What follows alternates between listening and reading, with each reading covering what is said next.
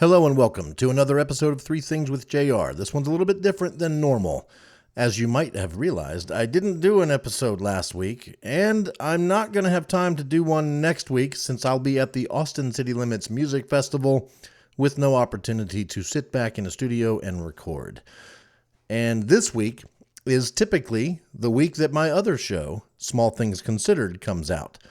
So I thought there might be some of you that listen to Three Things with JR that don't listen to Small Things Considered. And maybe you do that with good reason, because on Small Things Considered, we're talking politics and we have potty mouths. So this is your warning.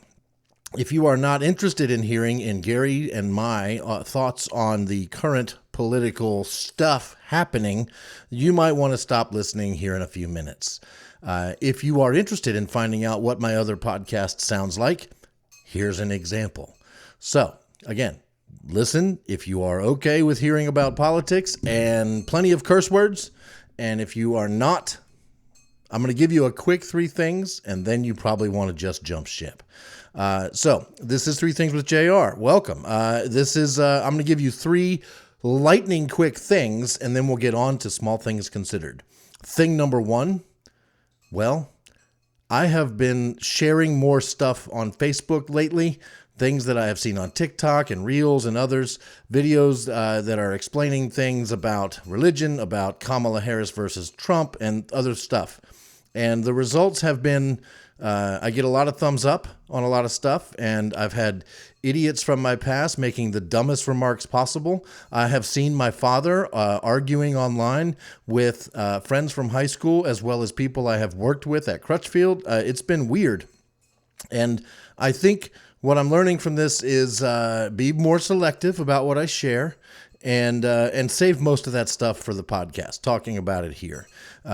So you have to kind of opt in rather than you don't accidentally just scroll by it and see what I'm posting. So anyway, only post on Facebook stuff you really, really feel passionate about and can defend and are ready to talk about with people, because you don't know what idiotic stuff they're going to say. And avoid those idiotic conversations. Don't give in to the temptation to argue with an idiot because it does nobody any good. Thing number two. Sturgill Simpson. Check him out. He's the main reason I'm going to the Austin City Limits Music Festival. A lot of videos coming out on his YouTube and other YouTube channels about him, showing some of his live performances. He's going by Johnny Blue Skies these days, and he's tight and is awesome. And I've loved every song I've heard from Sturgill Simpson. I can't wait to see him next week in Austin City. And number three, I've been sharing on I scroll through TikTok all the time, and I share videos with friends, and they share videos with me. And what I have learned from this process is to, once again, be more selective. Because when my friends send me stuff, usually very funny, I get it, but it's not like it's more funny than the stuff I'm seeing on TikTok already. So what I would do and what I'm going to try to do is only share stuff to friends that I really think will resonate with them. Stuff that they may not have seen in their normal TikTok feed. And I'm hoping to get the same in return. There you go. All right, that's three things. I'm out. Please enjoy Small Things Considered. And if you don't want to hear curse words and political talk, stop listening now. See you in a couple weeks.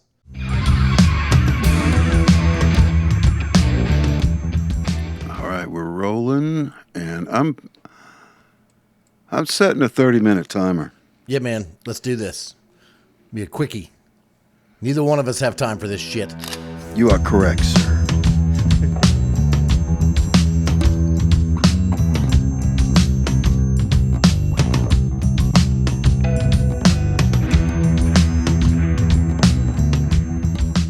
Hi, and everybody, and welcome to Small Things Considered, a Ranch Hand Records production. I'm JR.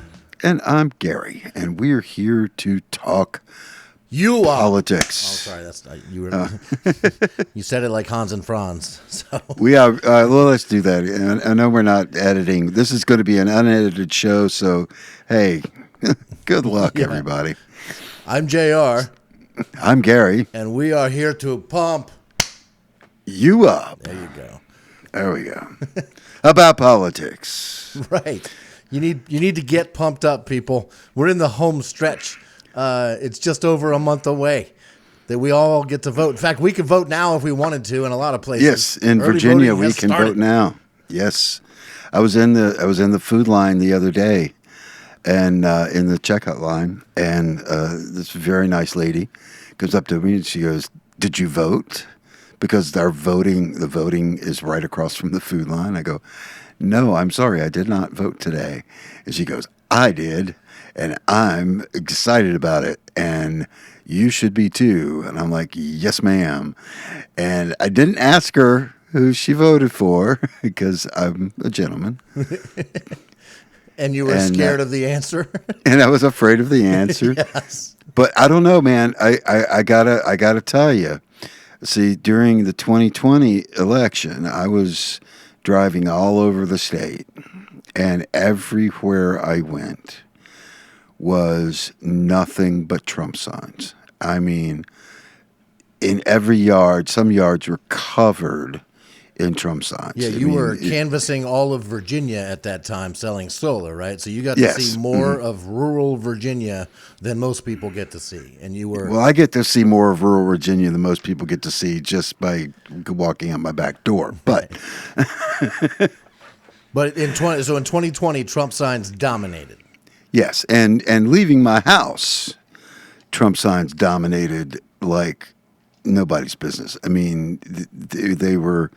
It was a plethora. It was a veritable plethora of Trump signs, small, large, humongous, barn-sized, and tons of those illegal Trump American flags and Trump rebel flags, and all the stuff that they've these people who claim to worship the flag have desecrated the American flag with. And I do not go all over the state, but I still am throughout the rural central, at least the central part of Virginia, and there is probably 1/100th of the number of Trump signs. Wow. Now, granted, that's 1/100th because any given property would have 100 signs on it, Right. and but those same properties now will have just one little yard sticky sign, Far less or enthusiasm. maybe one larger banner sign. Far less enthusiasm. Far less enthusiasm, far less, and far less do they want to, actually be known as MAGA. Are you seeing a lot of Harris Waltz signs? Because I'm starting to see those now. It took them a while to get them out there and into people's hands, and then those people getting them into yards, right? But they're all over the place now. Oh my God! I went to Lynchburg Oh, last week. Uh-huh. Lynchburg, which is MAGA town. that's a MAGA town. Yeah. No Trump signs. Sweet. Lots and lots of Harris and Wall signs. My favorite and, Harris and Walls. but even better, blue signs for the down ballots. Nice. And I think there's two things I wanted to talk about today. For total transparency, earlier today, like just a few hours ago, I was almost being taken to the hospital. I had a small little health hiccup, both physical and mental, and I said no, I'm not ready yet. And in the meantime, JR was like, "Hey, can we do a thing to this evening or this afternoon?" I'm like, no, probably not, because I wasn't looking to get home in time, and with the whole health thing, and then everything kind of went in fast forward for a little bit, and I got home. I was on my way home, and I texted him. I said, "Hey, dude, when were you think?" Because you texted me and said, "Hey, I think I'll just do a 3 Things with JR real quick and throw it out there on both feeds." And I texted back, "I'll be home in about 45 minutes. I think I got enough juice to do 30 minutes of.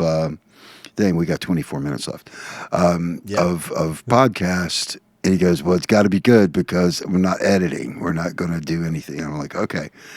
And so that's where we are. I wanted to talk about these two things, very important, and that's why I got out of the hospital, or didn't go to the hospital, to come and talk to you about these two very important things. Yeah, and when you say no editing, what that means is I'm not going to go in and remove it every time you hear the sound of a drink near a microphone. Like you did that before. I try to hit them most of the times.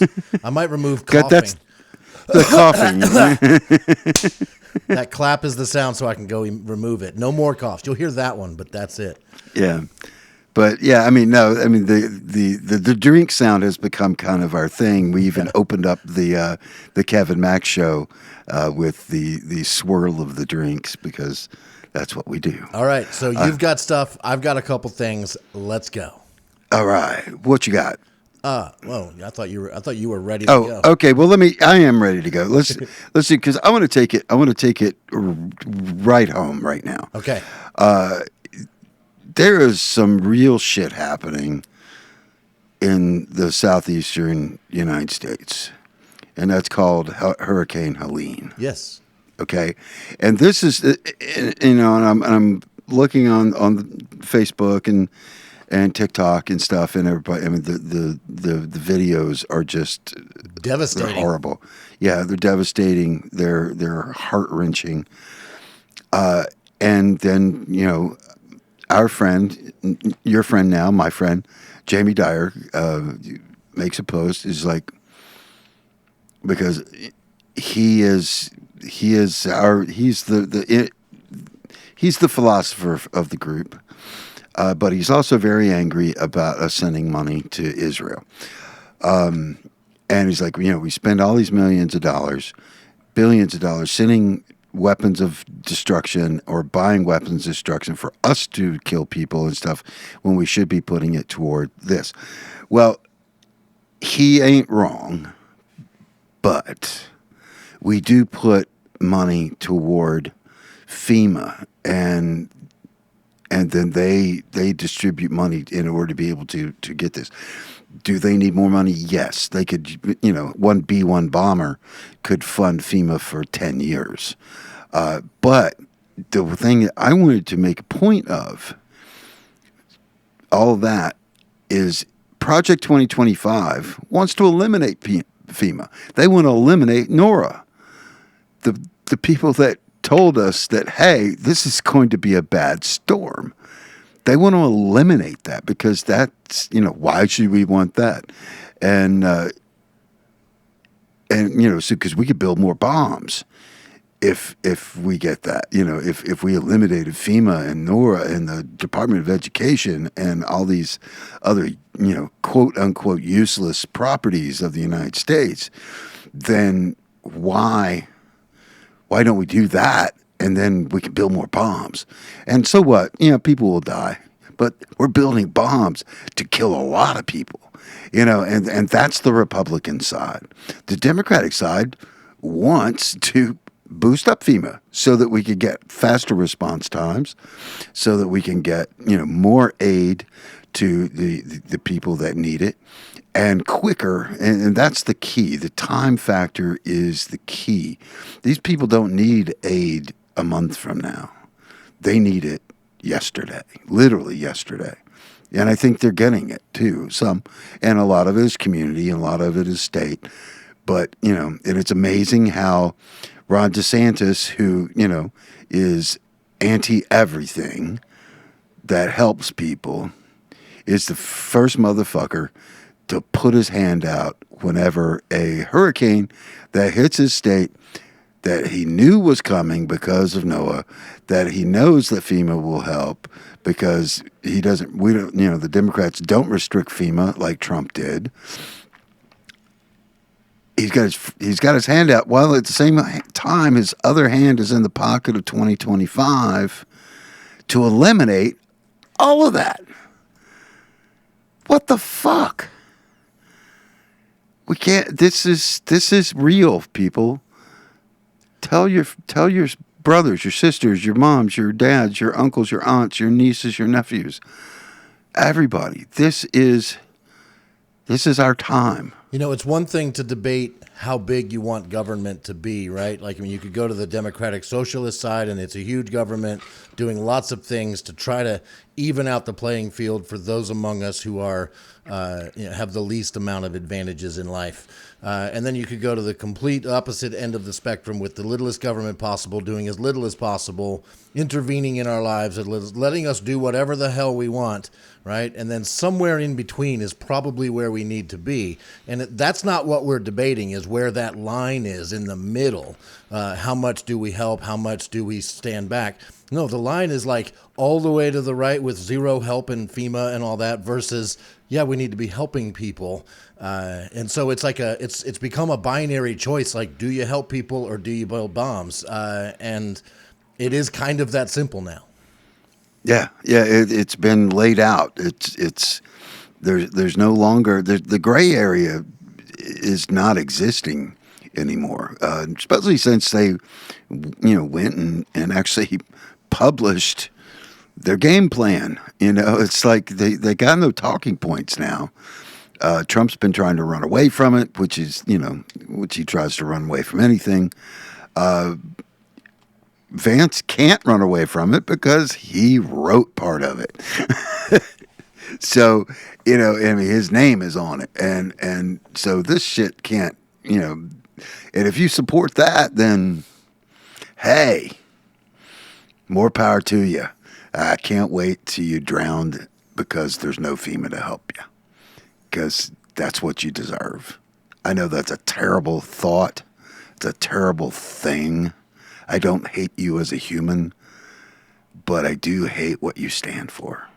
And that is because it's just wrong.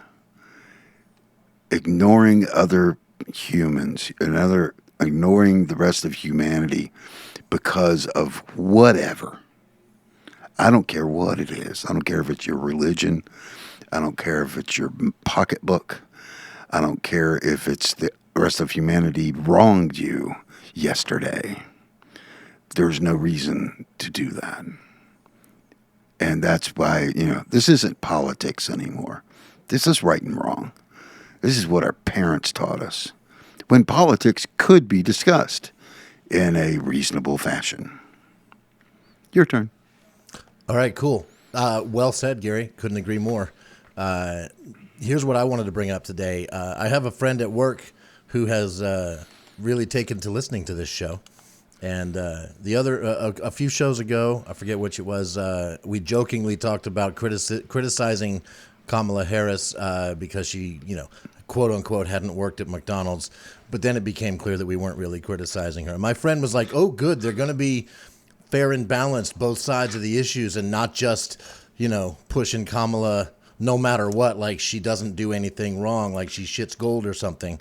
And so I took that to heart, and I came up with some, what I consider, if I had to say what I don't like about Kamala Harris, what would it be? Oh, that sounds intriguing. All right, so here you go. I'll give it to you. Because we are beyond the honeymoon. So right now is when it looks. That's when you got to look at it. All right, so I'm going to go through. I wrote it all out. I've never said this stuff out loud, so we'll see how it plays. First off, I'm kind of tired of her talking points. Like, she's saying the same stuff everywhere she goes. She's from a middle-aged family, divorced parents, her time as Attorney General. And it's the same. I kind of want new stuff from her, and we're not getting it. So there's criticism out there that she's not bringing anything new to the table, and I just kind of want something new. Now, given that, I get why she would be doing that. She wants to hit these points home. They are strong points. I'm not disagreeing with any of the points themselves, but I would like to hear her change it up a bit and talk about more stuff. I would have liked it, going back a few years now, if Harris had stepped out of Biden's shadow a little bit more as his VP, and maybe took charge of something, made some visible, tangible change that could have been directly tied to her. But That's not the VP's job. I get that. The VP's job is to support the president. But when you think about, as I thought about when Biden took office, Biden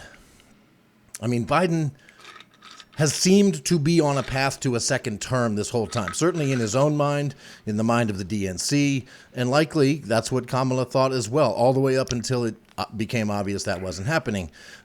So the difference between that and what I thought was going to happen when Biden and Harris took office, I thought it was obvious that she was the heir apparent, that she was picked because of her strengths and was going to take over for Biden once he was done.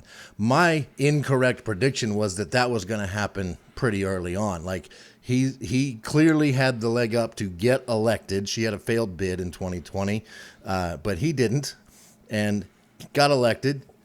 He's old. I'm predicting he's going to get elected and then resign and hand it to Kamala that way. And clearly, like, that didn't happen. I thought it was going to happen within the first half of Biden's term.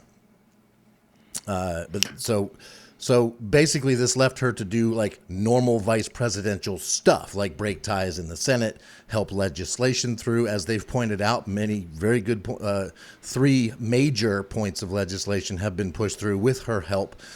She's done some border czar stuff, some good, some lackluster, etc. But she's done a wonderful job as VP, which is all she was really supposed to do. I had, I think, heightened expectations because of how I thought it might play out. Comment on that, Gary? Yes, and I agree with you with a few caveats. The Biden stated out front that he was going for a one-term presidency. He was every bit as going, with his mind to turn it over to Kamala from the get-go. However, you can't just like win and then turn it over. I mean, God knows what would happen at that. So he had to run it out a couple of years. Okay, sure. In pragmatic terms. When Donald Trump got indicted in 2022, that's when he decided to run for president. He was not going to run for president again because he was just going to sit back, collect the money from all of his cons that he ran during his presidency, and he was still collecting money on them, and everything was fine. But he just thought that was going to go away because he had been president, and I can go on about my life as the con man and move along. Well, I just read a report just a week or so ago about when that whole machine started happening. That's when he decided, I'm going to run for president again because they can't indict me if I'm running for president. And then the indictments came and he doubled down because that was his out. And that was the whole thing.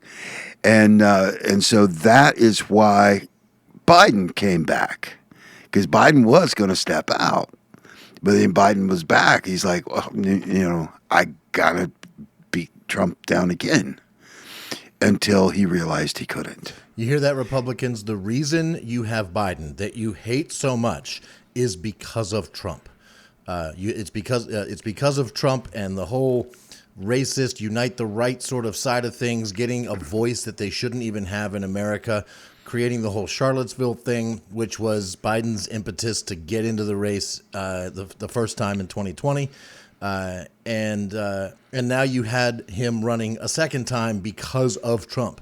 And it's why you have Kamala now, because of Trump. If you want to go back to maybe, I don't know, a traditional Republican who's just right-leaning conservative, but otherwise a rational, normal human being. A Mitt Romney. Right, yeah. So boring as that might be, you might not get the extremes on the other side that you hate so much. Oh, and by the way, this is not extreme. Biden is not an extreme liberal Democrat progressive by any stretch. So you might be getting more of that in the long run because of your stance so far on the right. Yes. The other thing I wanted to suggest that Kamala might do differently is that maybe I've missed it, and this is entirely possible. So if I've missed it and you're aware of it, hit me up. She needs to spend a little bit of time owning whatever mistakes she's made. I don't think we are hearing that as much from her as we could, right?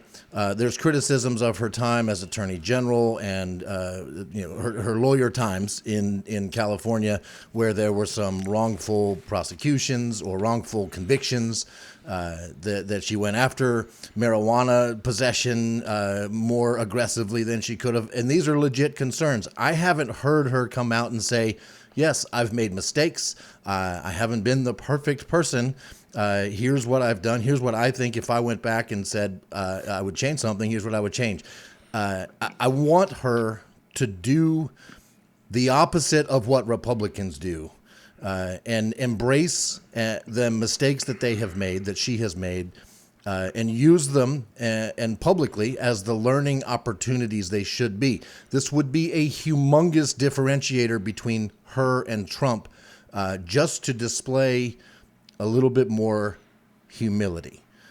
Not that she's not humble. I think she is, and I'm enthusiastically and I'm excited to vote for her. These criticisms I've got are things I think she could do a little bit differently or a little bit better.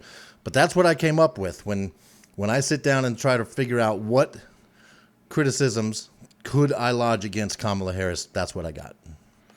And you're 100% dead on with that.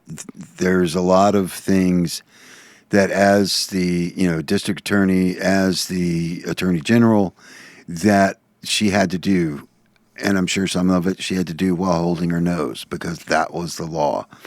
And she can't go, oh, I did that while holding my nose because that was the law. She can't back out of it like that. You can't. That's cheap. No, she needs to own it. But she needs to own it and say what has come from it, and I think that will give us a little bit better perspective.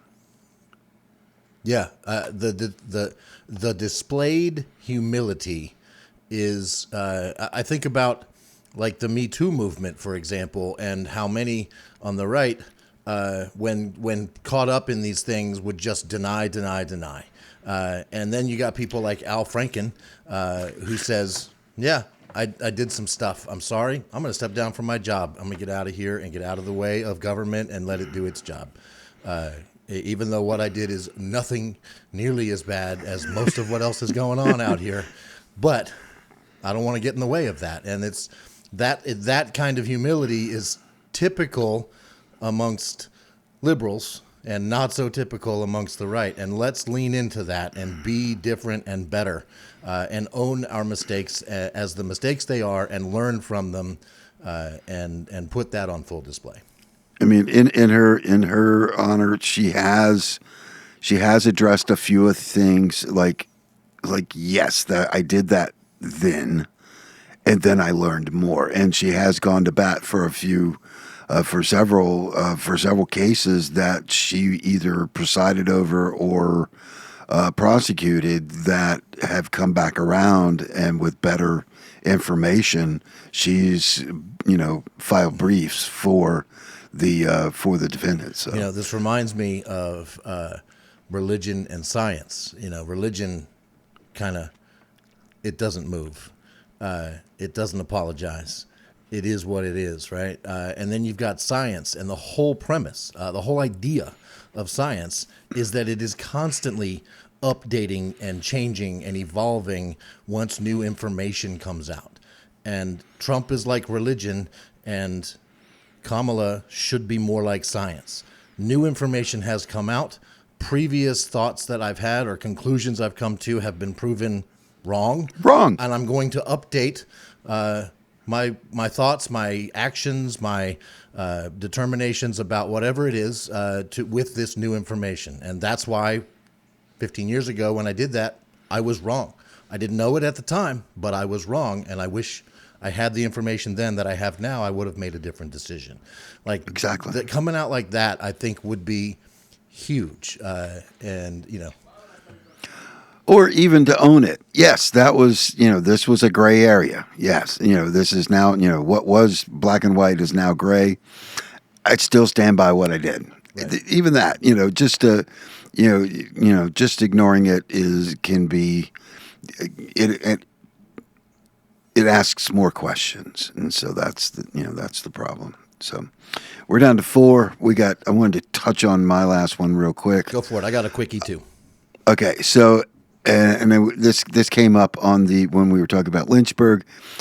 Okay. So it's more important, as much as we need Harrison and Walz in at the top, but it's even more important that you find out and learn about your local congresspeople and senators and go blue all the way across, because Harris could be the greatest president ever, but if because there's a lot of Republicans voting for Harris, but if they're voting red on down the pipe, and that's not going to do the country a damn bit of good if we've got a stalemate and we got a bunch of morons there like we have now. So do your homework. Check and make sure that the blue candidates are there and that you can vote on them, because that is the key. We have to vote down ballot too. It can't just be Harris Walz and then let it go. And this ain't all about the presidency. This is about our country. And anybody, of course, I don't know anybody that would vote Republican for Congress right now. God, you'd have to have your head so far up your butt. I couldn't imagine, because these people are jokes. I mean, they would have, they should be, the biggest chunk of them should be impeached for seditious behavior. I mean, they should not be holding an office, any office. Dog catcher. It's your turn. Couple, 3 bullet points for you. One, my favorite sign I've seen in a yard, it says Harris Waltz, obviously, which cracks me up. That's my favorite sign I've seen. I just saw a video of one of those big pickup trucks with loud exhaust, black smoke coming out of the tailpipes, American flags all in the bed sticking up, but all of the signs around the American flags were Harris Waltz, Harris Waltz, Harris Waltz. Oh, I saw that one. That's really cool. So good. And last but not least, I think, when Kamala and the Democrats and whoever lodge criticisms or whatever towards Trump, he's weird. Trump's tactic is basically like Francis from Pee-wee's Big Adventure. No, you are not. No, I'm not. I know you are, but what am I? I'm not. You are. And that's basically what you're getting from Trump and Vance and the whole team over there, is just the most ridiculous, childish responses to criticisms about them possible. It's because they are childish. That's the best they got. Yeah. And if that's the best they got, why are you even bothering? Yeah. Thank you all for listening. This has been Small Things Considered, a Ranch Hand Records production.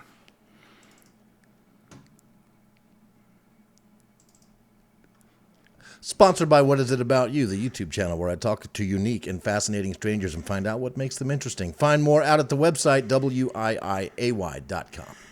And also coming soon from Ranch Hand Records, releases from Bremen, To Be Fair, and one surprise. Still, find out more at ranchhandrecords.com. This show is written, produced, researched, and fact-checked by us. And then JR edits it, which is going to be very limited on tonight's run. And then I run the QA, or quality assurance check. Our theme song is called Picture This. It's by us, our band, To Be Fair, and is available on tobefair.com, TOBEFARE. That was neat. Was that the alarm saying we're done? That's the alarm. We're doing the end credits. We're close enough. Yeah. ToBeFair.com. Also, just so you know, that recording you're hearing of Picture This, as soon as it can be, it will be replaced by our new recording of that same song. Sign up for the Facebook group, ask us questions, make comments, and also invite your friends and family to join us there and here. You can also email us directly at smallthingsconsideredpodcast@gmail.com. Please subscribe on your favorite platform, share, like, and rate if possible. Oh, and don't forget my other show, Three Things with JR, posting on alternate weeks with Small Things Considered. For JR, I'm Gary. And for Gary, I'm JR. And just remember, don't sweat the small stuff. Just let us consider it.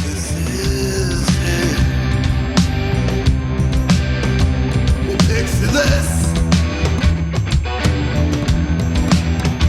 This is it. Picture this. Morning, Pee-wee. Look, Francis, Today is my birthday, and my father said I can have anything I want. good for you and your father. So guess what I want? A new brain. No, your bike. Oh, what's so funny, Pee-wee? It's not for sale, Francis. My father says everything's negotiable, Pee-wee. I wouldn't sell my bike for all the money in the world. Not for $100 billion, million, trillion dollars. Then you're crazy. I know you are, but what am I? You're a nerd. I know you are, but what am I? You're an idiot. I know you are, but what am I? I know you are, but what am I? I know you are, but what am I? I know you are, but what am I? I know you are, but what am I? I know you are, but what am I? Infinity. No, I'm not. You You are. are. No way. Wait. Knock it Knock it off. off. Cut it Cut it out. out. Oh, shut Shut up, up. Pee-wee. Why don't you make me? Why don't you make me? Because I don't make monkeys. I just trade them. Oh, Pee-wee, listen to reason. Oh, come on. I'm listening to reason. Pee-wee. That's my name. Don't wear it out. Remember the first time I saw your bike? You were riding past my house, and I came running out to tell you how much I liked it even way back then? I love that story.